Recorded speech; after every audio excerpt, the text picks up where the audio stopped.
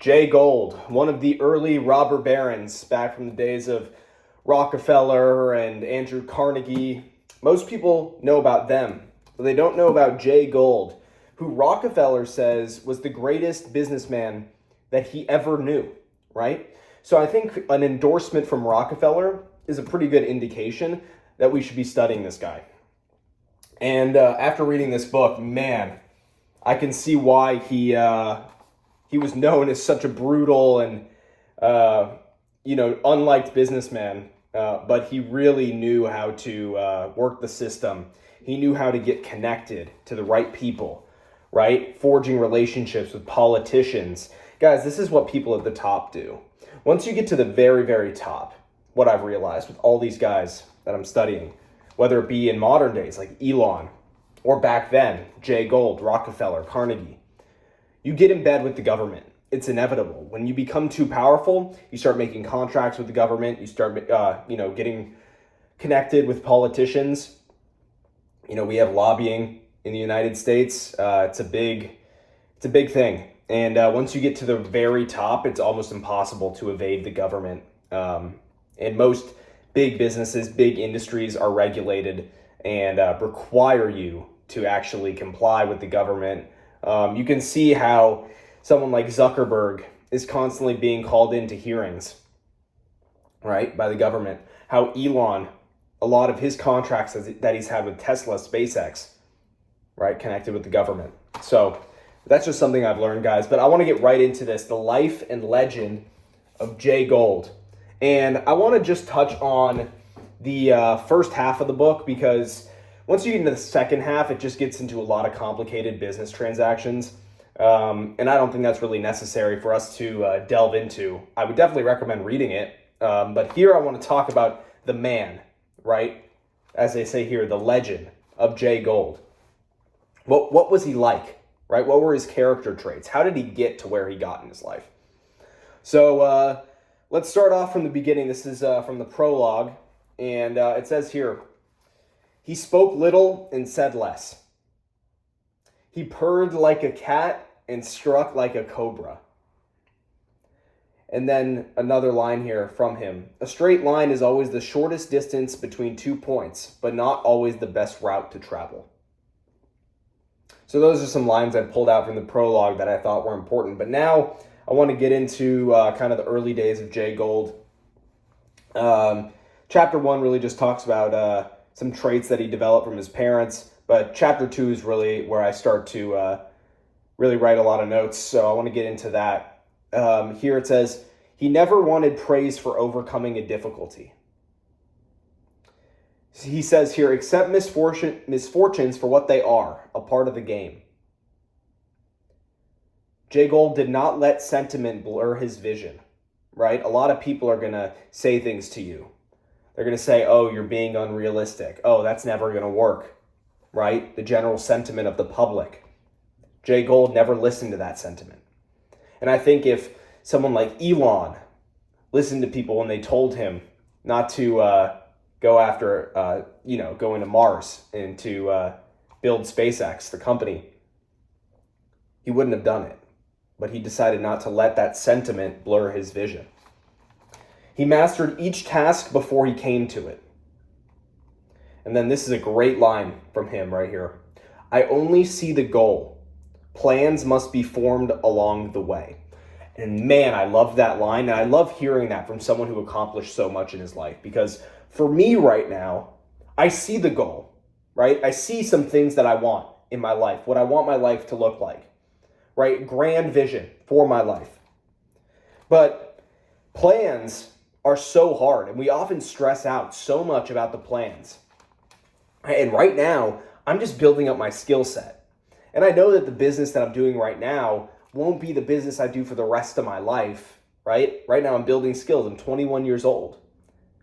We got time, baby, but I still have that sense of urgency at the same time. So it's kind of like that balance where you can't be stressing out so much about not having a perfect plan.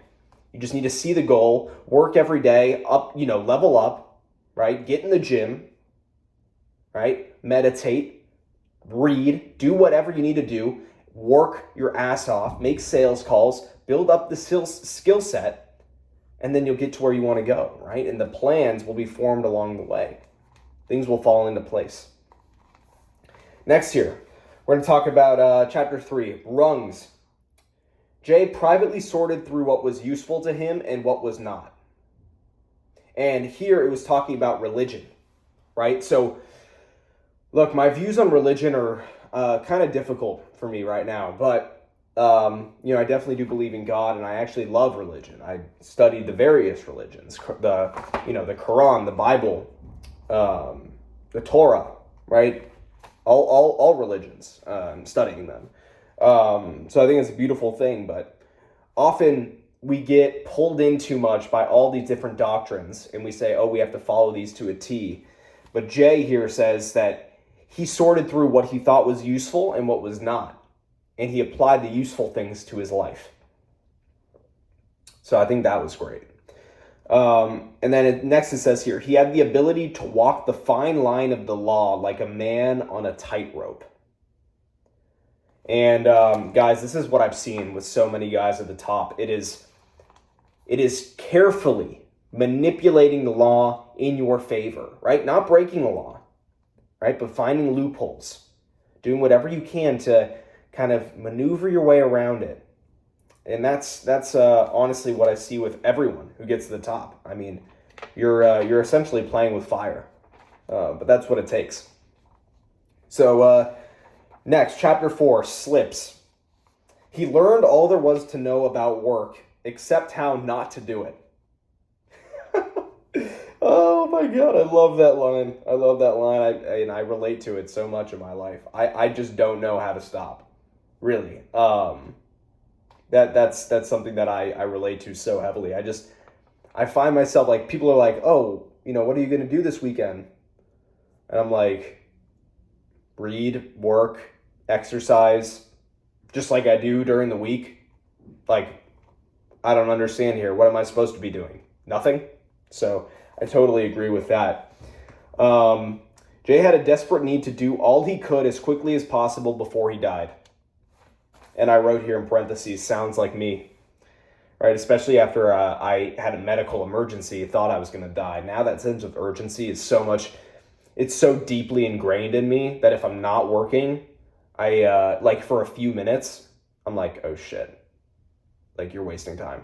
And if I know I'm wasting time, I punish myself and I get pissed off. Next, run as hard as you can for as long as you can. And that's just a general rule for life, guys. Work your ass off. Chapter 5, opportunities knock. He never shouted for attention or challenged others for the spotlight. There is no greater obstacle in the way of success than trusting for something to turn up instead of going to work and turning up something. I'm going to repeat that one more time. There is no greater obstacle in the way of success than trusting for something to turn up instead of going to work and turning up something. Wow. Nothing else to say on that. That's a great line. I've almost always noticed that the most successful men are invariably the most careful about small things, right? It's the little things that count, guys. Every day, that little thing that you're doing every single day to get better, will add up to the big things. The little things add up to the big things.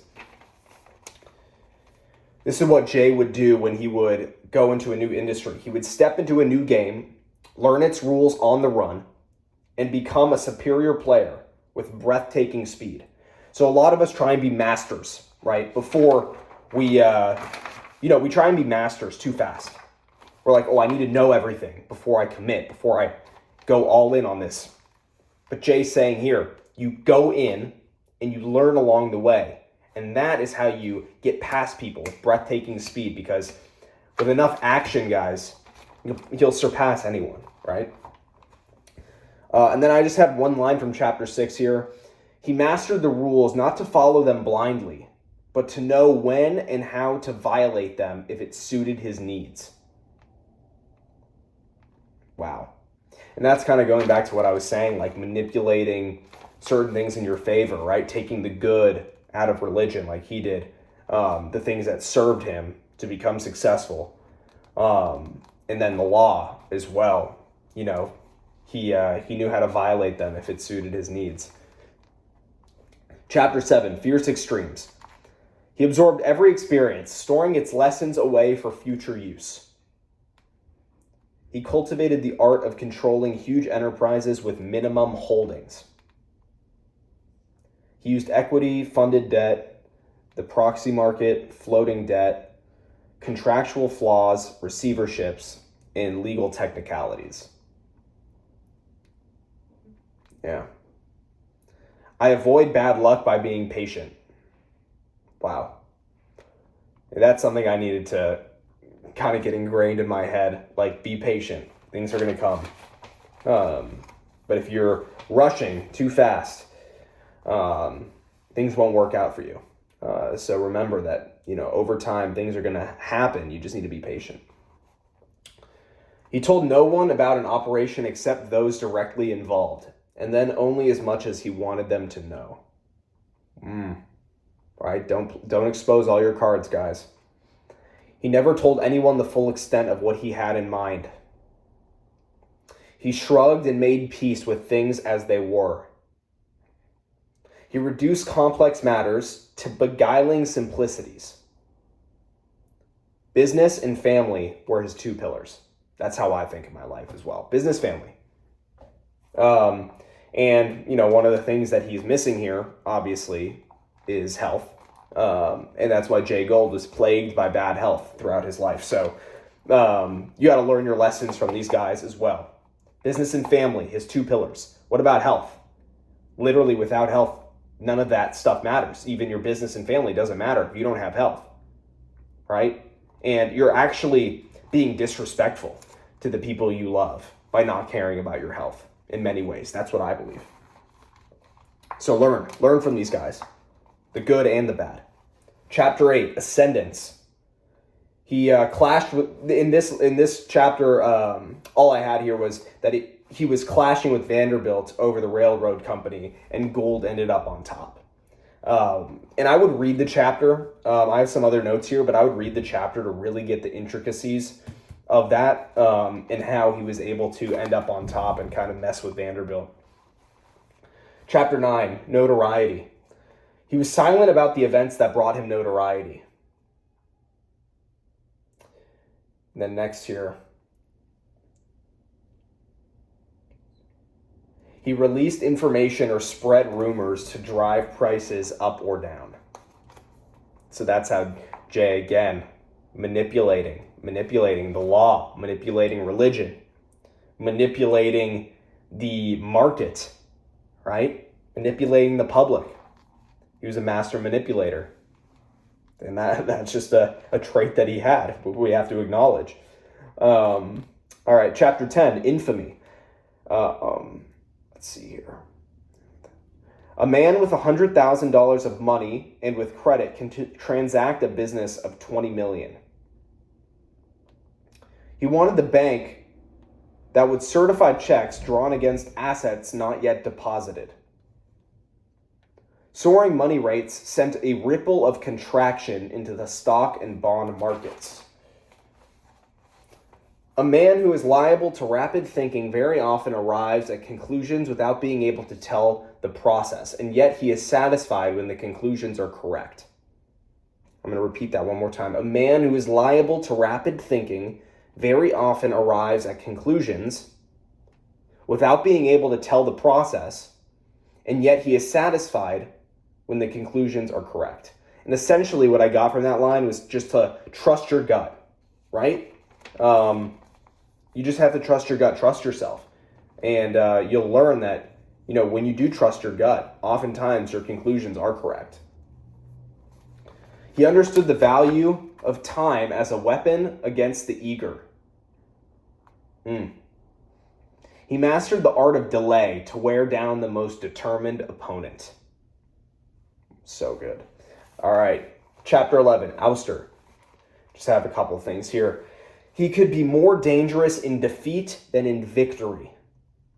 right, guys? This goes to another line that I heard recently, which I love, which is you go to sleep with a win, you'll wake up with a loss.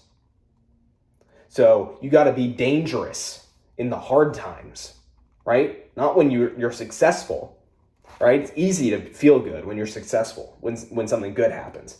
But if you can be more dangerous when you lose, boy, you're a weapon. You become a weapon of mass destruction. And then also that I had here in chapter 11, which I highly suggest you go read the whole chapter. People are conspiring against Gould to remove him from his position. And throughout that chapter, you'll see how people are trying to, mess with him, try and get him out of the position that he's in. All right, we got a lot of notes on this chapter 12, and then we're going to be wrapping up soon, guys. Chapter 12, stable enterprises held little appeal for Gould. It was the contest itself that animated him, not the money, right? Do it for the game, not for the money, guys. Seldom spoke and expressed himself in the fewest possible words. Gould was obsessed with the development of the West. He cared nothing for ordinary rituals of society.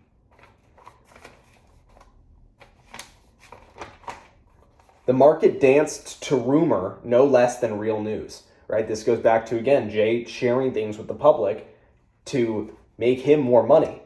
He would plant stories, give interviews, and promote. And he didn't like doing those things, but he did them anyways because they were in his benefit. And he knew that he would make more money if he did that.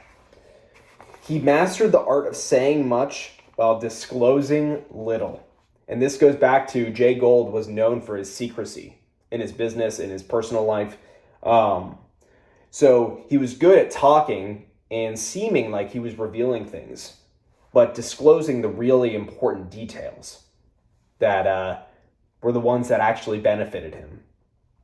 And that goes into him kind of being a manipulator, being very secret about his life and business. He pursued two parallel careers with vital interplay between them. All right, guys. Chapter 13, on track. He orchestrated a refunding of the income bonds and cleared up floating debt. And what I got from this chapter was essentially how Gould turned around Union Pacific. Go read chapter 13, guys. I'm not going to give you notes on that. That's something that you have to go read. It's really valuable. You'll learn a lot of good business lessons there. I'm talking more about his life and who he was as a person. Chapter 14, developer. The immensity of challenge appealed to him. His solutions were not original or unique. Guys, think about this. We're all trying to be completely revolutionary, right? We're trying to be new, unique, right? Be the next Zuckerberg or whatever it is, whatever you want to be, whoever you aspire to be like. But his solutions were not original or unique. Guys, he took things from other people. And what we forget to realize is that all these guys at the top who seem like they created something entirely new were just taking the lessons from people they've studied and applied it to their venture, to their life. And that's how they became successful. Jay picked the brains of anyone with something of value to him. He wanted to monopolize the coal trade in Utah. And I was thinking about Peter Thiel when I read that line, how Peter Thiel is always like, you got to go for monopoly. That's how you build an insane business. Jay had a compulsive need to lower cost and push sales. We're almost wrapped up here, guys. Let's see. Charge high rates for captive traffic. Match or beat rates on competitive traffic. Offer special rates to attract new business. Those are some great business principles right there that can be applied to any business. Find new sources of income and new ways to cut expenses. That's what Jay was always trying to do. Find ways to cut expenses, bring in new forms of income, right, to maximize his profit. Chapter 15, Politico. He obtained the largest immediate return possible. That's always what he wanted, the fastest immediate return. And then here, Jay's kind of views on relationships. Finding friends was less important than eliminating enemies. That's how you can tell he had a demon work ethic, man. And he would do anything to destroy his competitors. Next, it says here, and this was the author saying this, that victory in Jay's life was seldom worth the cost of war. Right? So he went to war a lot, got in a lot of battles, but it messed with his life in many ways. So victory wasn't really worth the cost in many cases. So you need to pick your battles, right? Know when it's going to be worth it to you. And then here, like I was talking in the beginning, how these guys at the top have contracts with the government and are well connected at the top. Partnership with the government is constant turmoil. And he would not permit revenge to intrude on his plans. He bought influence as ironmakers bought ore. One more time. He bought influence as ironmakers bought ore. That's how he became so successful. Bought influence. Made connections with people at the top. He was a man to be admired or feared, but never ignored. Then this last chapter, guys, chapter 16, like I said, I might do the rest of the book, but it's very much about business. So this is kind of the last chapter that really focuses on who he was as a person. Chapter 16, the chess player.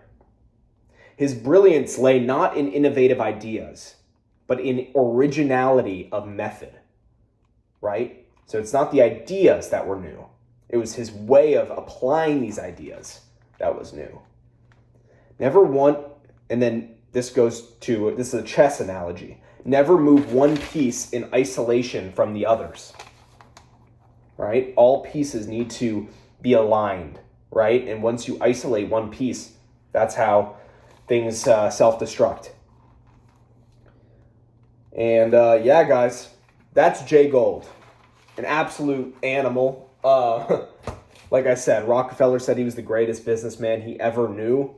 I learned a lot of good lessons from that book, and I hope you guys did too. Let me know if you enjoyed it in the comments below, and yeah, I'll talk to you guys soon. Appreciate you all, and yeah, Blaze of Cyan, signing off.